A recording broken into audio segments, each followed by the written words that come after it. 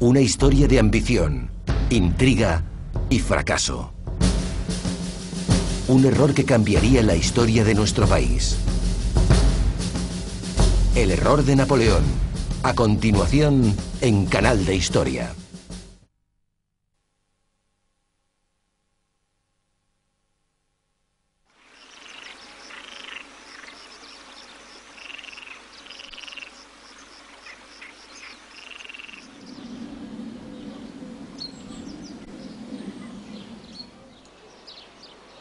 Dos pequeñas poblaciones fronterizas de una región remota de la península ibérica duermen las horas más calurosas de la tarde. Nada altera la quietud de este momento. Es verano en Ciudad Rodrigo y Almeida.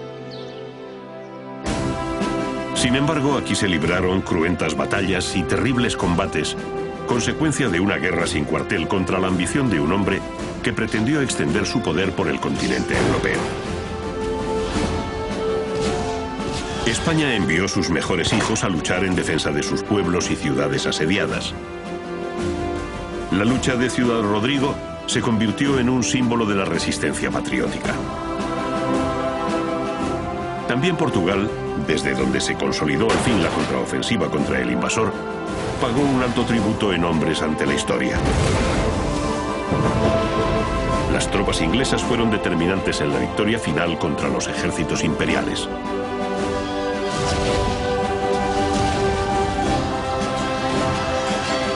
La península ibérica se convirtió durante 7 largos años en un inmenso campo yermo y estéril, arrasado por la desolación de la guerra, la muerte, el hambre y el dolor.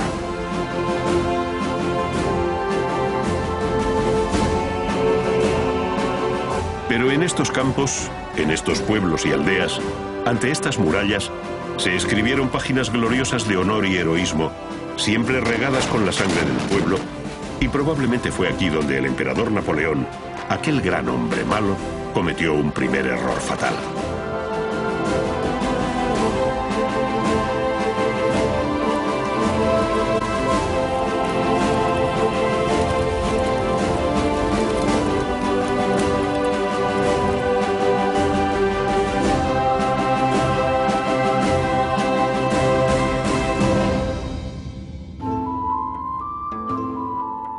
Cuando Napoleón accede al poder en Francia, decide acabar definitivamente con la presencia inglesa en Portugal. Napoleón se va a servir de Godoy, el valido de Carlos IV, para enviar a España a una guerra contra el país vecino. Las incursiones posteriores de los mariscales Junot y Soult revelan el enorme interés que para el emperador comienza a tener la situación de la península ibérica. En 1810, Napoleón organiza formalmente un gran ejército de invasión que pretende expulsar a los ingleses para siempre del territorio peninsular. Para esta misión, decide confiar el mando a uno de sus más fieles militares, el mariscal André Massena. Massena, triunfador en las campañas de Italia y del asedio austro-ruso de Zúrich, es ya un hombre mayor que vive retirado cuando el emperador le encomienda la misión de capitanear el ejército de Portugal. Sin embargo, la fidelidad que el viejo mariscal siente hacia Napoleón le impide rechazar un cargo tan comprometido.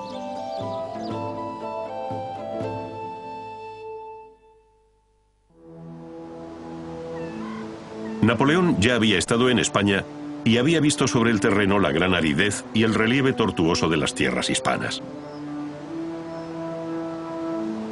España es un enorme laberinto de sierras ásperas y desfiladeros, con caminos impracticables la mayor parte del año.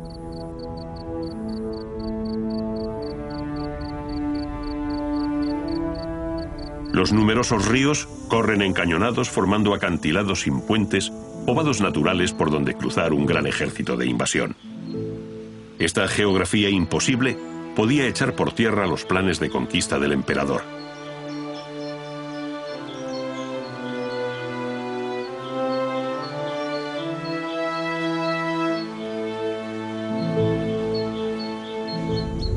La zona llana por donde se puede penetrar en Portugal es la conocida Raya Seca, los escasos 60 kilómetros que hay entre los cortados del Duero y la Sierra de Gata.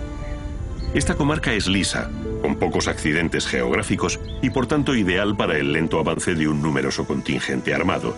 Será esta la zona que Napoleón asigne a Massena, desde la cual iniciar la ofensiva sobre Portugal. En la primavera de 1810, Massena se establece en Salamanca. La bella ciudad castellana sale por un tiempo de su apatía provinciana para recibir a este distinguido militar y a su pequeña corte.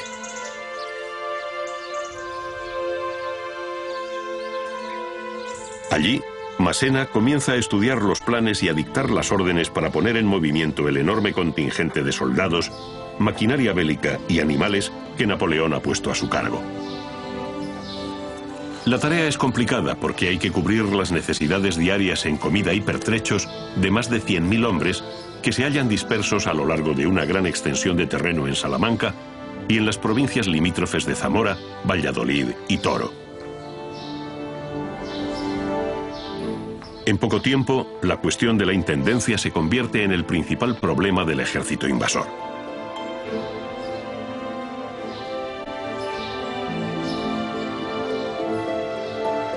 La tierra castellana es seca, pobre y está muy castigada por la depredación de una guerra que dura ya 2 años.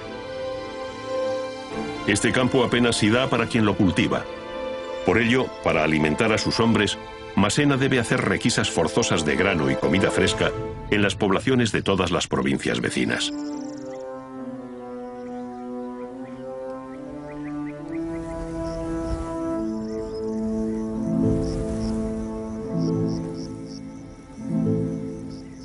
Más grave aún es la cuestión de la cabaña ganadera, imprescindible en la dieta de un soldado. En poco más de 3 meses se acabará con todas las ovejas y bueyes de la comarca si se da la ración diaria de carne que corresponde a una tropa tan numerosa.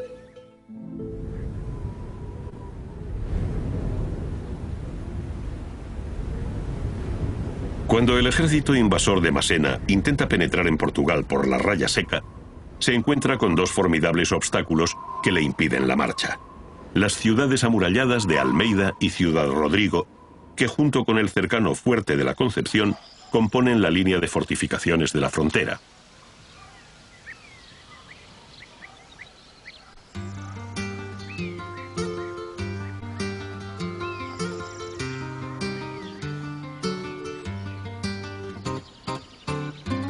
Las armas de fuego dieron una nueva modalidad arquitectónica donde los ingenieros militares, construyeron unas fortificaciones bajas que se veían poco en el terreno, pensadas pues contra la artillería y las armas de fuego. Nosotros en España tenemos Ciudad Rodrigo y el Real Fuerte de la Concepción, y en la parte portuguesa tenemos la ciudad fortificada de Almeida.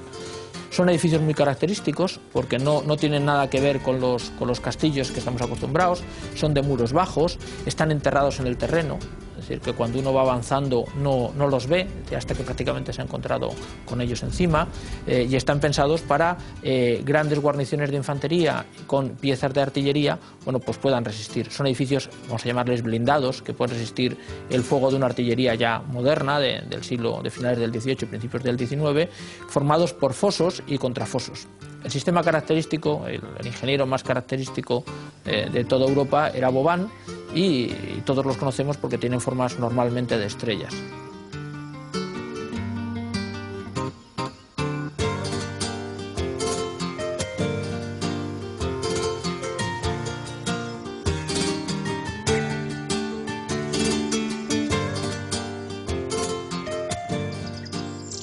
En estas fortificaciones, además de las instalaciones militares, había panadería, tiendas, hospital y cocinas para hacer cómoda la vida cotidiana de la tropa.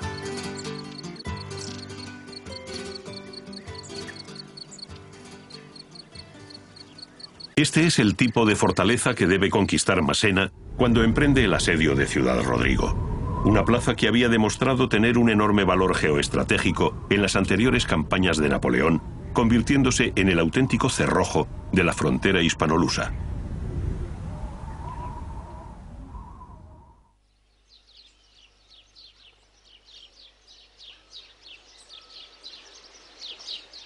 Ciudad Rodrigo es la capital insurgente del norte de España, ya que alberga la sede de la Junta Superior de Castilla la Vieja. La ciudad salmantina, con fama de inexpugnable debido a la solidez de sus murallas y al valor de sus habitantes, se ha convertido en un símbolo de la resistencia patriótica.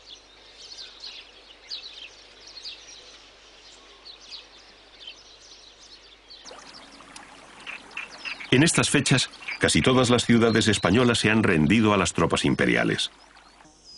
Por ello, la posición de Ciudad Rodrigo en la frontera y la proximidad del ejército expedicionario inglés infunde ánimos a los sitiados. La defensa de la plaza recae sobre el gobernador Andrés Pérez de Errasti, aristócrata y valeroso militar, curtido durante 50 años en todas las campañas de su época al servicio de España. Será este hombre el encargado de enfrentarse al ejército imperial.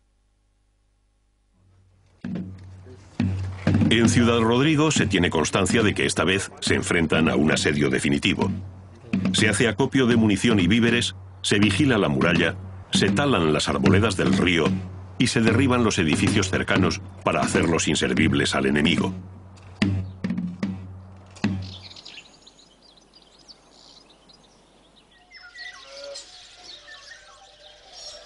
En junio, Massena traslada su cuartel general al convento de la Caridad para seguir de cerca el asedio de Ciudad Rodrigo. El retraso de las operaciones militares hace mella en las relaciones entre Massena y el mariscal Ney, jefe del Sexto Ejército Imperial, que ya había intentado en febrero rendir la plaza solo con sus tropas. El asedio no avanza en los plazos previstos y la ciudad sitiada aguanta con enconada resistencia. Esto degenera en fuertes discusiones entre Massena y Ney, su igual en rango como mariscal de campo, pero subordinado ahora en la campaña peninsular.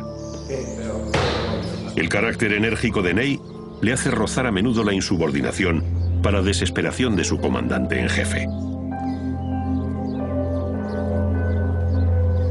El impulsivo mariscal Ney propone cercar Ciudad Rodrigo con una fuerza limitada y lanzarse a la caza del enemigo inglés todavía débil. Massena, en cambio, es partidario de seguir las instrucciones recibidas de sitiar y tomar la ciudadela sin dividir las fuerzas.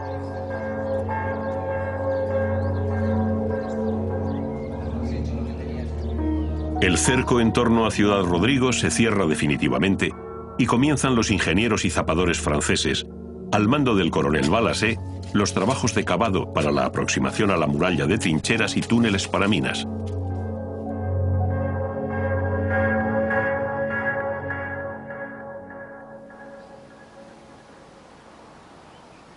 La moral dentro de la ciudad es elevada. El número de fuerzas defensoras es de unos 6.000 hombres, aunque efectivos para el combate sean la mitad. Entre los defensores están los lanceros de Castilla, de don Julián Sánchez el Charro, una fuerza de élite que continuamente hostiga a los invasores, retrasando los trabajos en las trincheras. Las reservas de munición y provisiones son abundantes, y en la fortaleza las esperanzas de socorro se mantienen altas. Mucha de la tropa española es bisoña, y las escaramuzas en las murallas son su bautismo de fuego. Enfrente se encuentran los 50.000 hombres del sexto y octavo ejército francés, probablemente los mejores soldados del mundo.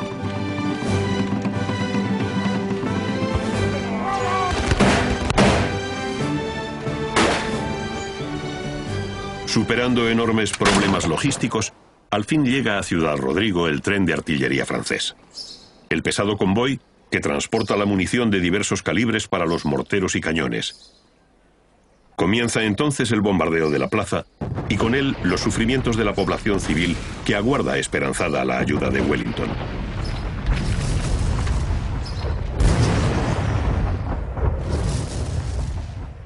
El general inglés, sin embargo, tiene sus propios planes y se muestra ambiguo a la hora de comprometer sus tropas.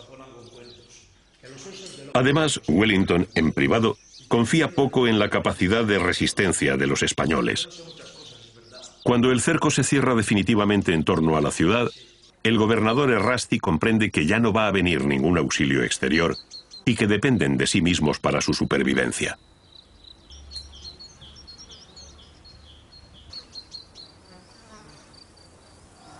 Los lanceros de Castilla de don Julián Sánchez el Charro contribuyen con sus escaramuzas al éxito de la defensa de la ciudad. Las acciones valerosas de este personaje legendario en el sitio de Ciudad Rodrigo le hacen merecer la admiración de sus propios enemigos, aun cuando en la batalla se emplea con arrojo y a menudo de forma expeditiva. El general inglés Robert Craufurd y hasta el mismo Wellington le reconocen con su amistad. El Charro hace continuas salidas de las murallas, atacando repetidamente a un enemigo muy superior. El gobernador Errasti, viendo la inutilidad de una unidad de caballería en una plaza cercada, ordena al Charro que abandone la ciudad. Julián Sánchez, al frente de sus lanceros, emprende una carga y, arrasando las líneas francesas, logra escapar del cerco. Ciudad Rodrigo se dispone a resistir todavía 2 semanas más de terrible asedio. La población de la ciudad acude en masa a la defensa de la plaza, imitando a otras heroicas ciudades como Zaragoza o Gerona. Mientras, las baterías españolas se muestran cada vez más efectivas en sus descargas al enemigo, causándole numerosas bajas. El propio Errasti recorre diariamente los baluartes, inspeccionando el estado de las defensas.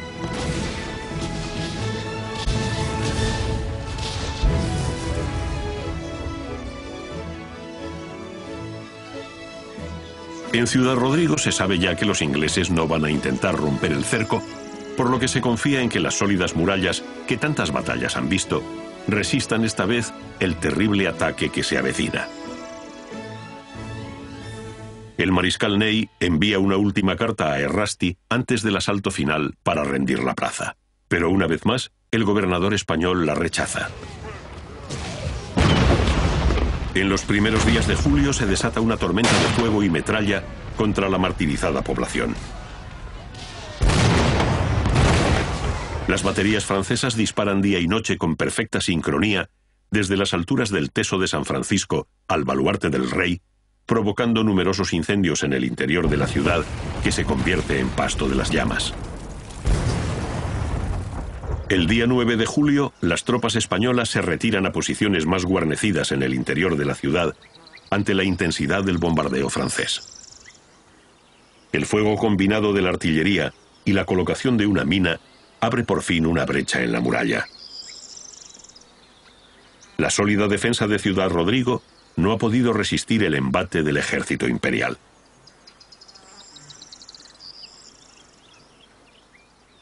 En el exterior de la fortaleza forman las unidades que van a realizar el asalto final.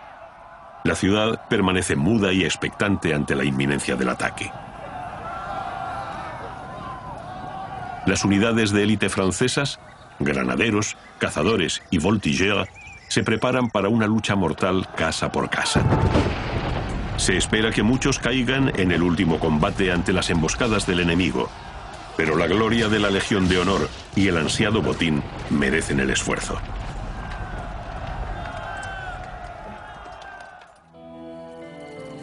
El gobernador Errasti sabe que todo se ha perdido. Ha luchado al límite de sus fuerzas, más allá de donde le exigía su deber como soldado. Pero es consciente de que la ciudad va a ser saqueada y expoliada por las tropas invasoras. El pillaje, la violación y el caos se van a adueñar de Ciudad Rodrigo. Por ello, en el último momento, el gobernador aparece en la brecha y anuncia la rendición de la plaza.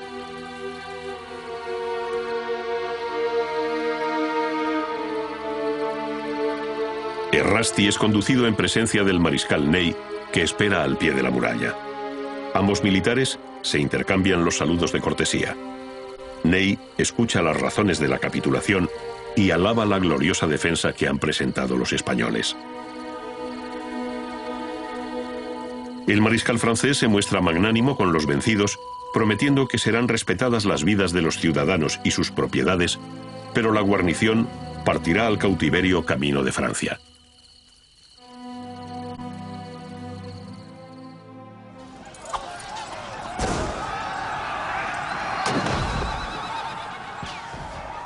Las tropas francesas entran en Ciudad Rodrigo el 10 de julio, tras 3 meses y medio de asedio. La promesa de Ney de que la ciudad no será saqueada no es bien recibida por la tropa, que espera su recompensa tras un asedio tan largo y difícil. Los soldados creen que se les debe el saqueo, como parte de su botín, porque la ciudad solo se ha rendido cuando los asaltantes han derruido la muralla y cualquier defensa era ya imposible.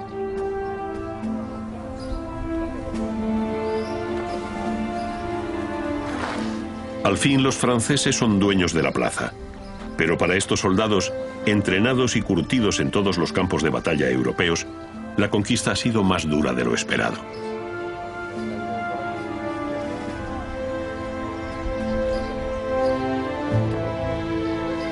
La rendición no se efectuó hasta que los asaltantes no hubieron abierto brecha en la muralla, estuvieran dispuestos para el asalto y a los defensores solo les quedaban 3 días de víveres.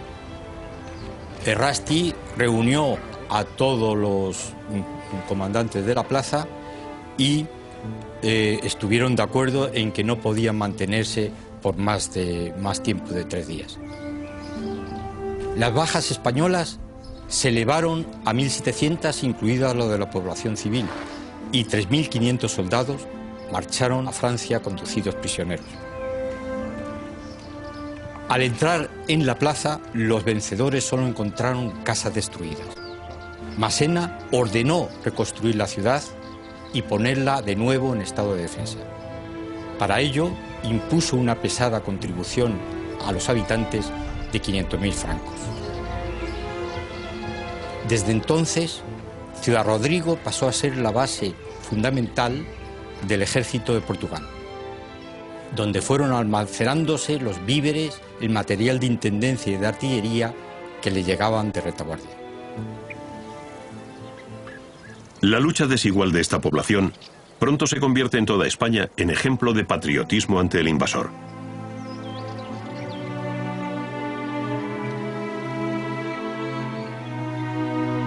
El gobernador Errasti, al frente de todos sus hombres, partirá al cautiverio en Francia.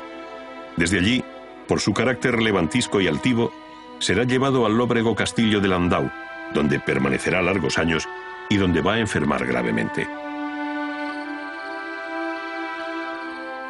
A su vuelta a España, se le recompensa con ascensos y medallas, pero nunca con la generosidad que mereció este gran soldado.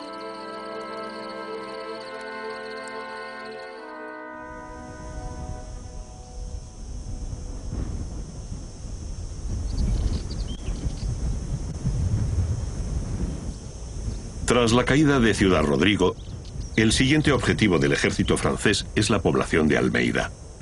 En el camino se interpone la vanguardia inglesa al mando del general Crawford, que acampa en el fuerte de la Concepción, en la frontera hispano-portuguesa.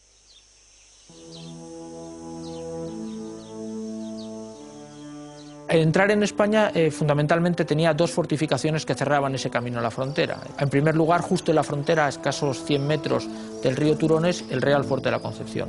El Fuerte de la Concepción ya fue pensado precisamente para impedir invasiones y para servir de base de invasión.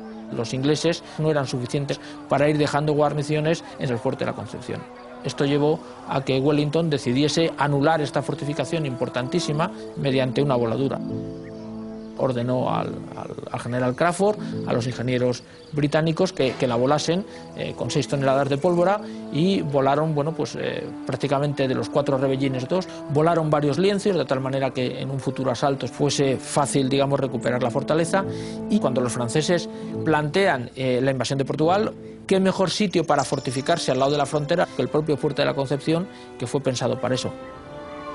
Massena tuvo el Fuerte de la Concepción como cuartel de una parte de las tropas, mientras que las otras estaban de guarnición en Ciudad Rodrigo.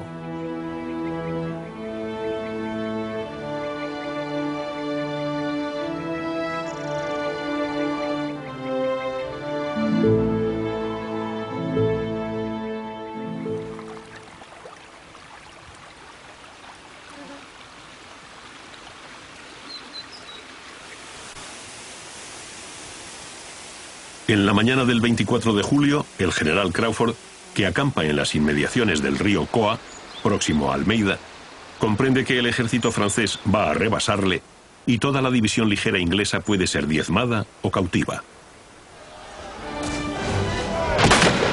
Cuando comienza el avance francés, las unidades de Crawford se ven rodeadas por fuerzas muy superiores, por lo que se produce una desbandada general para cruzar el puente sobre el Coa y ponerse a salvo. Los combates que se libran en el Coa se tienen por unos de los más sangrientos de las guerras peninsulares. Las descargas de fusilería a uno y otro lado del río provocan un elevadísimo número de bajas. Los muertos y heridos se acumulan en los muretes del puente y sirven de trincheras a los atacantes. Un monumento en el puente recuerda hoy a los casi 1000 hombres de los dos bandos que hallaron la muerte en esta batalla.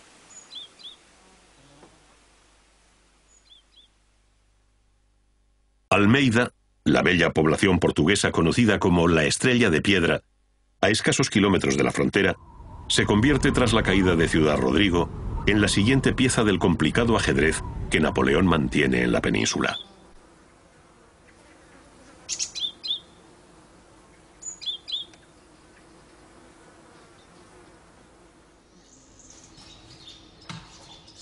Massena, cada vez con mayores dificultades de intendencia, continúa la ofensiva conforme al plan previsto y comienza a hacer provisiones de suministros, expoliando en un amplio territorio para mantener a una tropa que comienza a manifestar ya síntomas de agotamiento.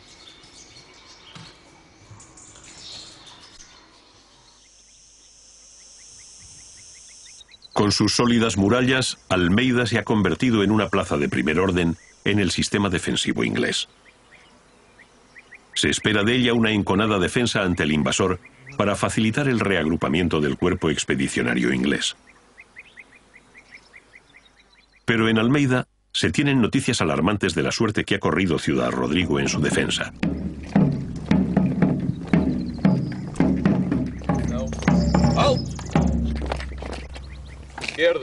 Tras el desmantelamiento del ejército portugués por los franceses en 1808, este ejército había sido rehecho con gran acierto y mucho trabajo por parte de Wellington.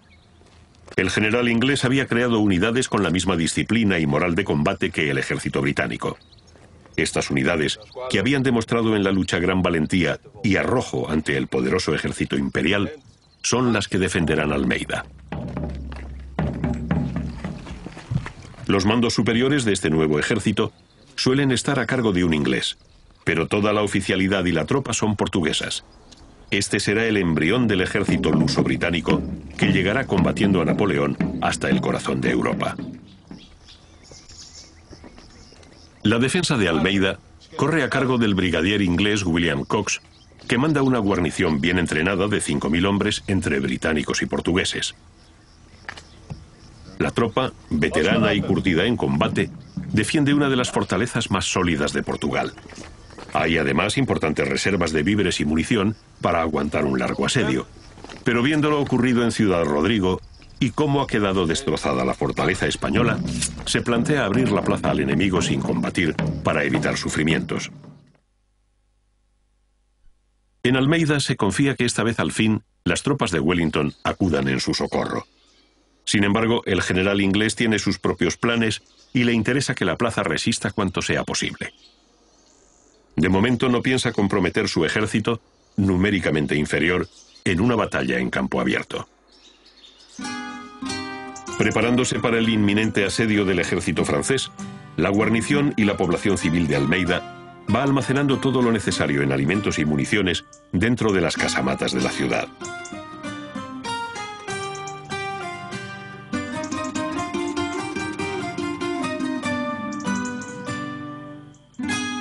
Las casamatas son las cámaras abovedadas subterráneas construidas en los muros de la fortificación, destinadas como cuartel de la tropa y como refugio de la población civil ante un bombardeo. La cubierta exterior es de piedra y tierra batida y hace muy segura la construcción.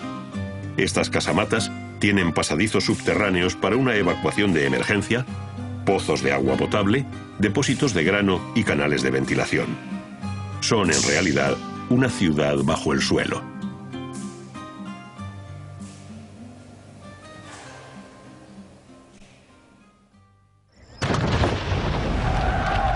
El 14 de agosto comienzan las obras para abrir trincheras y paralelas en torno a Almeida, cerca de los baluartes de San Francisco y San Pedro.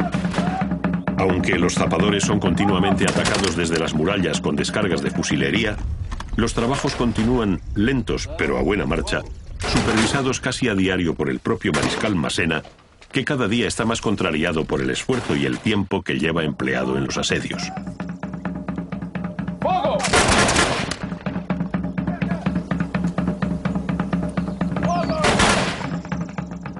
Las trincheras se van abriendo en el duro granito en medio del bombardeo. Los portugueses tienen en la ciudad 96 piezas de artillería de varios calibres, servidas por 400 hombres, y cuentan con abundante pólvora y munición. Las descargas de metralla disparadas a bocajarro por los cañones son temidas porque diezman las filas de los imperiales. Por ello, los asaltantes franceses sufren diariamente numerosas bajas.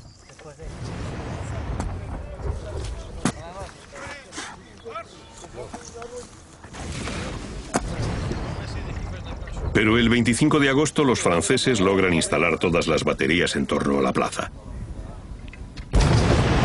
En este momento cobra toda su intensidad el duelo de artillería. En la defensa de la ciudad portuguesa se distingue el Regimiento 23 de Infantería. Los cañones de uno y otro bando descargan toda su furia, arrasando las defensas del contrario. Los imperiales arrojan proyectiles incendiarios y pronto se desatan fuegos en el interior de Almeida. Pero un hecho imprevisto va a cambiar el curso de los acontecimientos. El 26 de agosto, una bomba francesa cae en el interior del viejo castillo, donde se encuentra el arsenal central con varias toneladas de explosivos, provocando una descomunal deflagración. El castillo salta por los aires y arrasa la ciudad. Las calles se llenan de cadáveres. Por todas partes se extiende la desolación y la muerte. Al día siguiente, el gobernador Cox decide rendir la plaza. Almeida ha sufrido un durísimo castigo.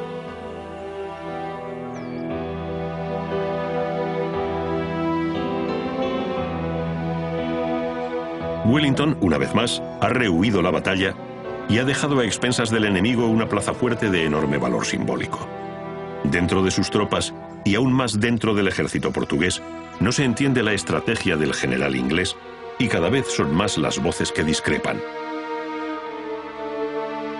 Lo cierto es que Wellington también ha quedado conmocionado por la pérdida de Almeida.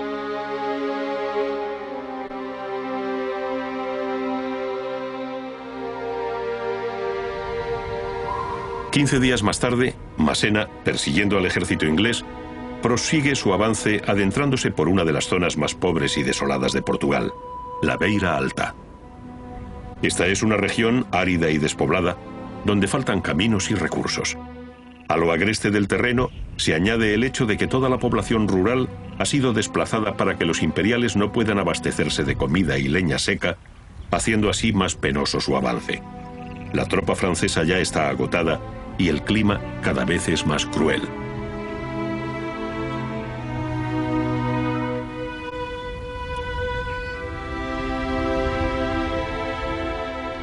En estas malas condiciones, Massena llega el 27 de septiembre a la sierra de Busaco, donde las tropas de Wellington dominan las alturas. El general británico cuenta con 50.000 hombres y está dispuesto a presentar combate, ya que ahora le beneficia el terreno.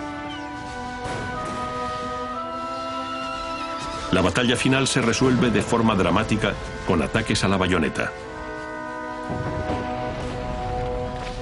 Cuando al final los franceses se retiran hacia Coimbra, han perdido 5.000 hombres por solo 1.200 de los aliados luso-británicos.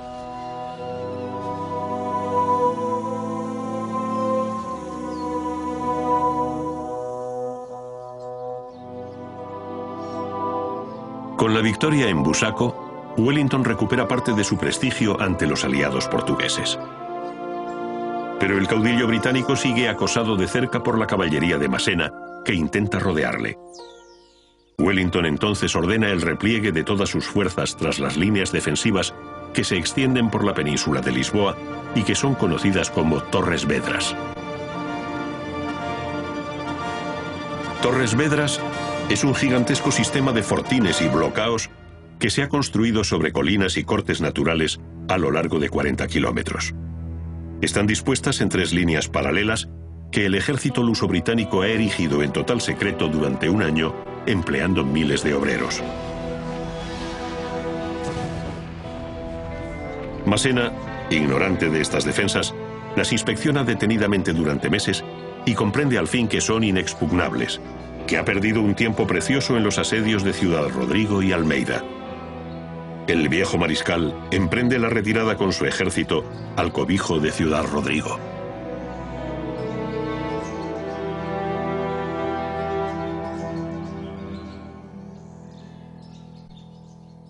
En 1811, Napoleón sustituye a Massena por Marmont, un militar que tiene ante sí la titánica tarea de reagrupar el debilitado ejército de Portugal.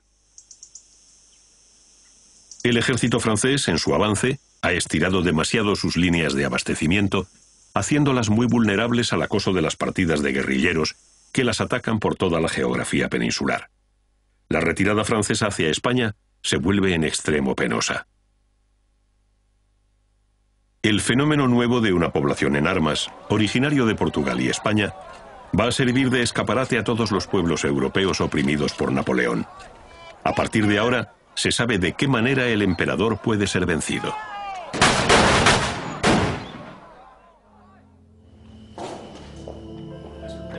En octubre de 1811 ocurre uno de los hechos más sorprendentes de toda la campaña peninsular, cuando el charro, que pretende hacerse con un rebaño de ganado en poder de los franceses, captura por azar al general Reynaud, comandante en jefe de la plaza de Ciudad Rodrigo, mientras éste pasea tranquilamente por el exterior de la muralla al abrigo de sus cañones.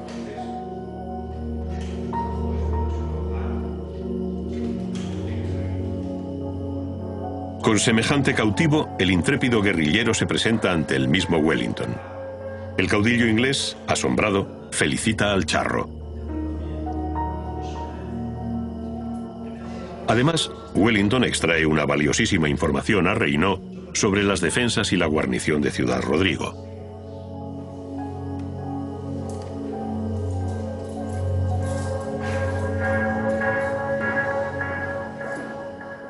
En enero de 1812, Wellington establece su cuartel general en la localidad portuguesa de Freineda. Desde allí, el general británico y su Estado Mayor estudian la nueva situación creada en España, muy favorable a los aliados. Napoleón ha retirado 30.000 soldados de la península para llevarlos en su ofensiva a Rusia. Wellington cuenta al fin con un gran ejército y se dispone a tomar la iniciativa, aprovechando los éxitos que ha logrado en Busaco y Fuentes de Oñoro. El general inglés quiere explotar el efecto sorpresa, ya que en pleno invierno las tropas enemigas suelen estar dispersas o recogidas en cuarteles. La ofensiva comenzará con la reconquista de Ciudad Rodrigo, utilizando la importante información que le ha proporcionado el general Reynaud.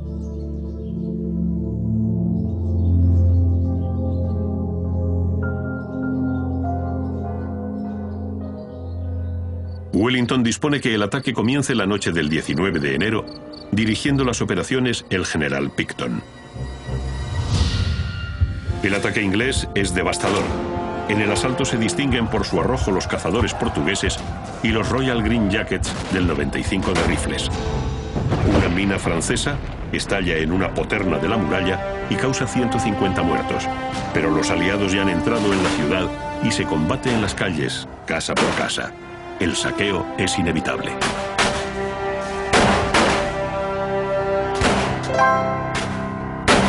En el fragor de la batalla, el valiente general Robert Crawford cae herido de muerte en los fosos de la ciudad, al frente de sus hombres. Su muerte causa una gran conmoción en Ciudad Rodrigo, donde siempre se le ha considerado como el aliado inglés más fiel y querido.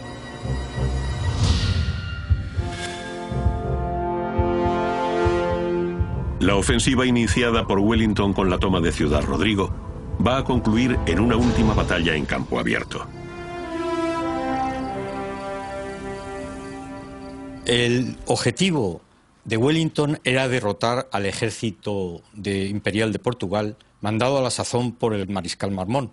Wellington obligó al ejército de Portugal, que estaba disperso, a repasar el Duero. Pero Marmont había sido reforzado por una división y, sin esperar la ayuda que había solicitado, se dispuso a contraatacar a Wellington.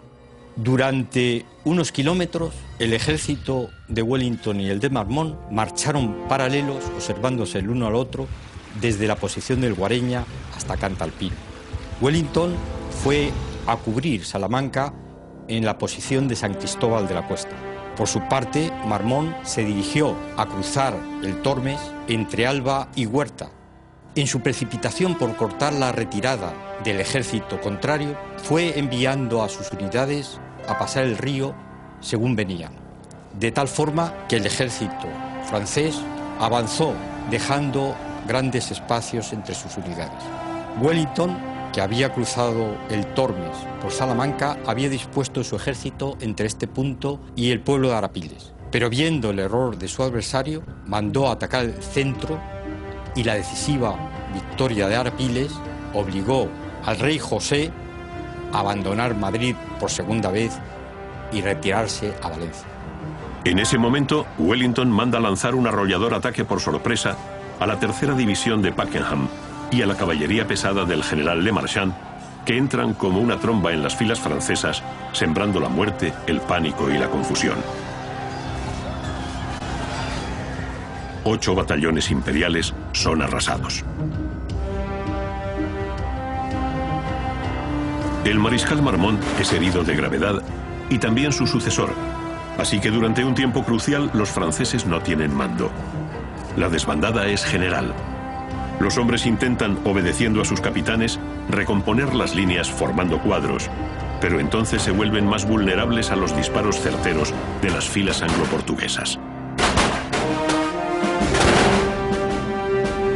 Al caer la tarde, los franceses comprenden que han perdido la batalla y se retiran, abandonando en el campo a sus heridos, que serán esa noche rematados y expoliados por los lugareños.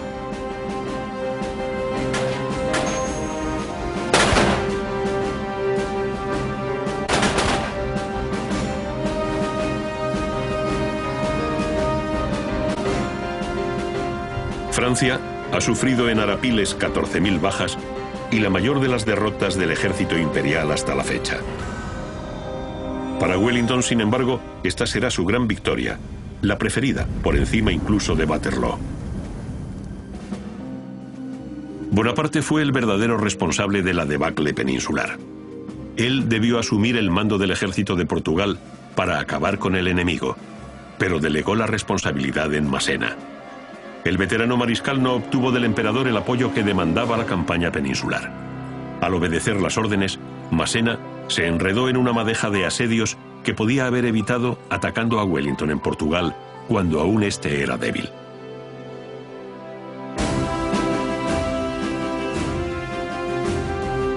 Wellington demostró que su estrategia fue la correcta, a pesar de la incomprensión de los aliados. No acudió al reto de una batalla en campo abierto que hubiera perdido y pudo terminar así la construcción de las líneas de Torres Vedras, donde comenzó por fin su ofensiva. Napoleón llamó a la campaña peninsular su úlcera sangrante. Para su mente de soldado era incomprensible la verdadera naturaleza de la guerra atávica que se estaba desarrollando en Portugal y España. Las triunfantes águilas imperiales, que dominaban todo un continente, comenzaron su ocaso en Ciudad Rodrigo y Almeida, dos pequeñas poblaciones de una remota región de la península ibérica.